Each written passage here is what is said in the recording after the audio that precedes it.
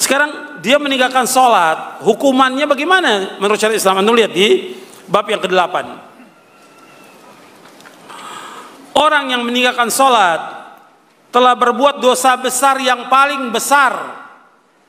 Lebih besar dosanya insya Allah daripada membunuh jiwa, mengambil harta orang lain. Lebih besar dosanya daripada dosa zina. Lebih besar dosanya daripada dosa mencuri. Lebih besar dosanya daripada dosa minum khamar, minum minuman keras. Lebih besar dosanya. Orang yang meninggalkan sholat akan mendapatkan hukuman dan kemurkaan Allah di dunia dan di akhirat. Ini dijelaskan oleh Imam Ibnu Qayyim dalam kitabnya As-Shalah wa Hukmu Tarikiha. Salat dan hukum orang yang meninggalkannya. Kemudian juga Syekhul Islam Ibnu Taimiyah rahimahullah mengatakan lagi, orang yang enggan mengerjakan salat fardu, maka ia berhak mendapatkan hukuman yang keras, hukuman yang berat, berdasarkan kesepakatan para imam kaum muslimin. Bahkan menurut jumhur umat seperti Imam Malik, Imam Syafi'i, Imam Ahmad dan selain mereka, ia wajib untuk disuruh bertaubat. Ini perhatikan nih, orang yang tidak sholat diberikan hukuman yang berat. Diingatkan dia suruh sholat dan diingatkan dia untuk taubat kepada Allah SWT. Kalau dia taubat dan dia mau sholat lagi, maka ia terbebas dari hukuman. Dan jika tetap dia tidak sholat, maka dia dibunuh. Dibunuh. Yang membunuh siapa? Ulil amri, pemerintah yang membunuh. Bahkan orang yang meninggalkan sholat lebih jelek daripada pencuri, lebih jelek dari penzina, lebih jelek dari peminum khamar, dan lebih jelek dari pengisap ganja. Ini dalam Majmu' Fatawa di juz yang ke-22 di halaman 50 oleh Syekhul Islam Ibnu Taimiyah rahimahullah. Jadi orang yang meninggalkan sholat dosanya lebih jelek, lebih besar daripada orang yang berzina. Lebih jelek dan lebih besar dosanya daripada orang yang mencuri. Lebih jelek dan lebih besar dosanya daripada orang yang minum minuman keras. Orang yang meninggalkan sholat dosanya lebih jelek dan lebih besar daripada pengisap ganja. Ya, sholat ini tiang agama. Dan yang pertama dihisab pada hari kiamat masalah sholat ini. Makanya harus diberikan hukuman yang berat bagi orang-orang yang meninggalkan sholat ini.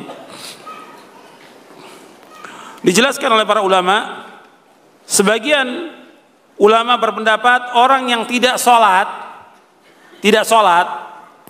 dia dihukum bunuh seperti dibunuhnya orang-orang yang murtad.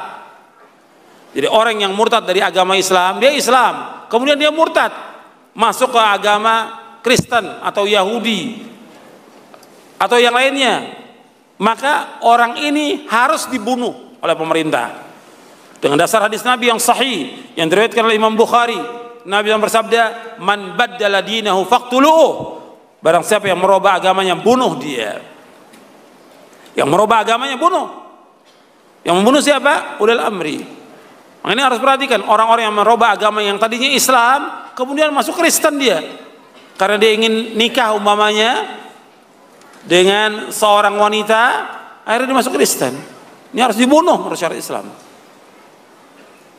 Harus diberikan hukuman yang berat, nggak boleh dibiarkan.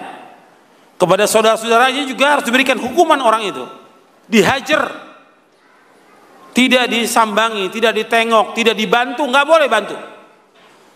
Orang yang tidak sholat tidak boleh mendapatkan zakat, tidak boleh.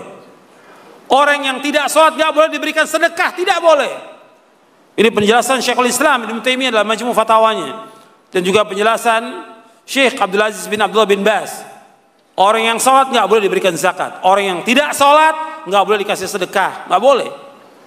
Banyak di pinggir-pinggir jalan orang-orang yang minta-minta nggak sholat, jangan dikasih dia.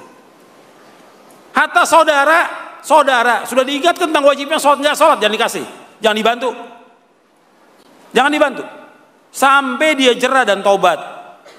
Mesti hukumannya dia bukan dikasih sedekah, bukan, dibunuh oleh pemerintah. Dibunuh oleh pemerintah. Jadi jangan berbelas kasih kepada orang-orang yang tidak sholat. Disuruh mereka untuk sholat. Kalau mereka katakan, ya saya gimana saya sholat, saya nggak punya pakaian, maka pengurus masjid kasih pakaian kepada dia, jilbabnya. Atau dia mengatakan, saya gimana sholat, saya nggak punya sarung, belikan sarung, kain sarung untuk sholat dia. Belikan. Jadi nggak ada alasan bagi dia untuk tidak sholat, nggak ada alasan. Dia alasan celana saya kalau kerja kotor, kotor bukan najis. Perhatikan, kotor bukan najis, kena debu, kena air, kena minyak, kena bensin, kena oli, tidak najis. Kayaknya najis. Atau dia di pasar motong ayam, kena darah ayam, nggak najis. Dia tinggal dicuci, sholat. Sama seperti orang yang sholat, dia ada koreng, ada bisul, keluar darah, tetap sholat, nggak najis. Yang najis darah apa? Darah haid dan darah nifas, itu najis. Kan ini banyak orang salah pemahaman. Kotor bukan najis. Celana saya kotor, baju saya kotor, nggak sholat. Padahal itu tidak najis. Tapi tetap aja kita memberikan kepada dia sarung supaya dia sholat. Dikasih di tempat-tempat itu, di musola atau di tempat dia jaga atau di tempat kumpulnya supir, kasih sarung supaya dia sholat. Bapak, ini hukumannya berat. Orang yang tidak sholat itu dihukum bunuh. Hukum bunuh. Dihukum bunuh, sebagian mengatakan dihukum bunuh karena dia murtad. Ini pendapat Imam Sa'id bin Jubair, Amir Asy-Sya'bi, Ibrahim An-Nakhai, kemudian juga Abu Amr Al-Auza'i, Ayub As-Sikhtiyani, Abdullah bin Mubarak, dan yang lainnya.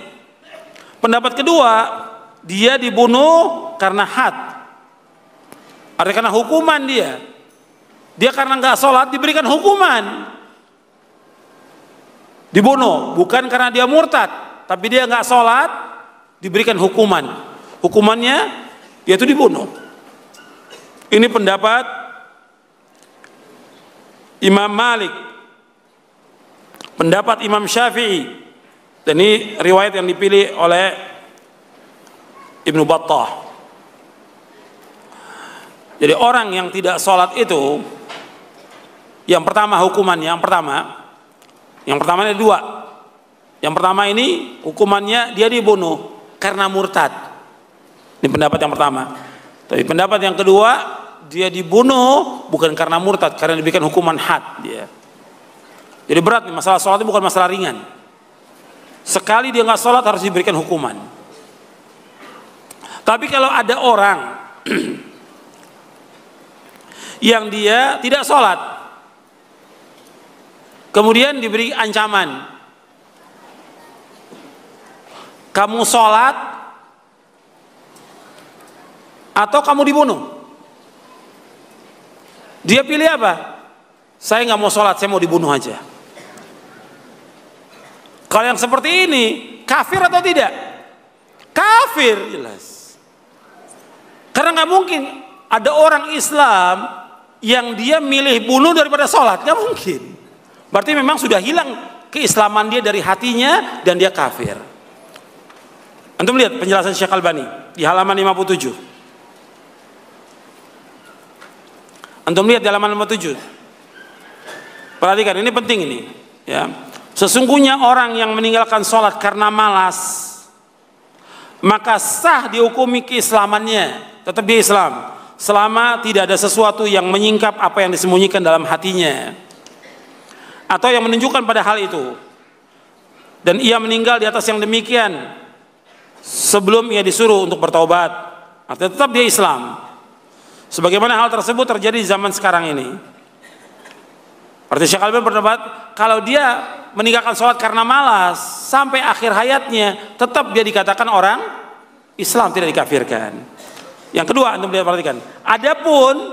Adapun jika ia diberikan pilihan antara dibunuh dan bertobat dengan kembali menjaga sholatnya, lalu ia memilih untuk dibunuh, maka ia harus dibunuh. Dan pada keadaan seperti ini, ia mati dalam keadaan kafir. Tidak boleh dikubur di pemakaman kaum muslimin dan tidak diberlakukan hukum-hukum kaum muslimin atasnya. Karena tidak masuk akal.